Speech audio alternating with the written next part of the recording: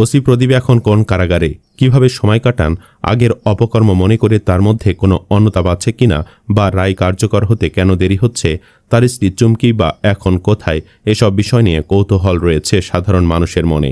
তাই সব প্রশ্নের উত্তর এক ভিডিওর মধ্যে নিয়ে এসেছি, দেখতে থাকুন শেষ পর্যন্ত। তার আগে আমাদের চ্যানেলে নতুন হয়ে থাকলে সাবস্ক্রাইব করে সাথেই থাকুন।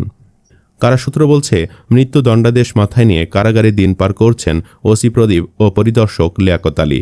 রাত দিন অনেকটা শুয়ে বসে দিন কাটছে তাদের। তবে এত অপকর্মের পরেও অনুতপ্ত নন প্রদীপ, যদিও ফাঁসিতে ঝুলতে হবেই এমন শঙ্কাও আছে তার। কাশিমপুর হাই সিকিউরিটি কেন্দ্র কারাগার সূত্রে জানা গেছে, ওসি প্রদীপ কাশিমপুর কারাগারে রয়েছেন।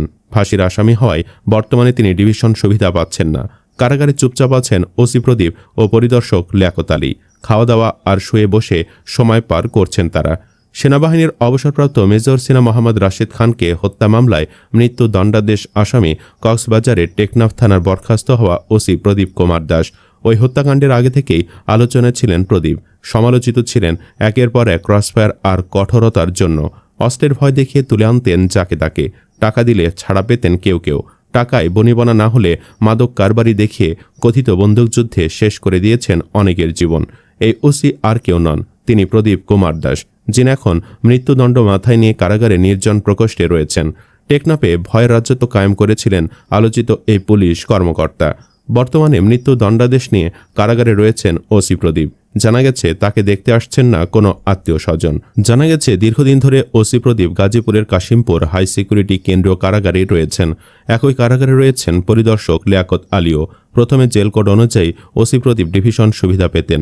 তবে রায়ের পর অর্থাৎ 2022 সালের 31 জানুয়ারি মৃত্যুদণ্ডাদেশের পর থেকে দণ্ডপ্রাপ্ত আসামি হওয়ায় ডিভিশন সুবিধা বাতিল হয়ে যায় প্রদীপের। বর্তমানে সাধারণ কয়েদিদের মধ্যে থাকছেন ওসি প্রদীপ। এদিকে প্রদীপের দুর্নীতির টাকা রক্ষা করতে গিয়ে ফেঁসে গেছেন তার স্ত্রী চুমকি। দুর্নীতির মামলায় 21 বছর দণ্ডিত হয়ে তিনিও কারাগারে। প্রিয় ভিউয়ার্স, ওসি প্রদীপের রায় কার্যকর কেন দেরি হচ্ছে, কেউ কিছু বলতে পারছে না। কখন হবে এই ফাঁসি কার্যকর, তারও নির্দিষ্ট কোনো সময় প্রকাশ করা হচ্ছে না। এই রায় দ্রুত কার্যকর করা উচিত বলে সাধারণ মানুষ মনে করেন। আপনিও যদি দ্রুত ফাঁসি চান, ভিডিওর কমেন্ট বক্সে ফাঁসি চাই লিখে ভোট দিতে পারেন, যেন ঊর্ধ্বতন কর্মকর্তার চোখ পর্যন্ত পৌঁছায়। ভিডিওটি ভালো লাগলে একটি লাইক এবং ফাঁসির রায় কার্যকর করতে শেয়ার করে ছড়িয়ে দিন সবার মধ্যে। ধন্যবাদ এতক্ষণ আমাদের সাথে থাকার জন্য।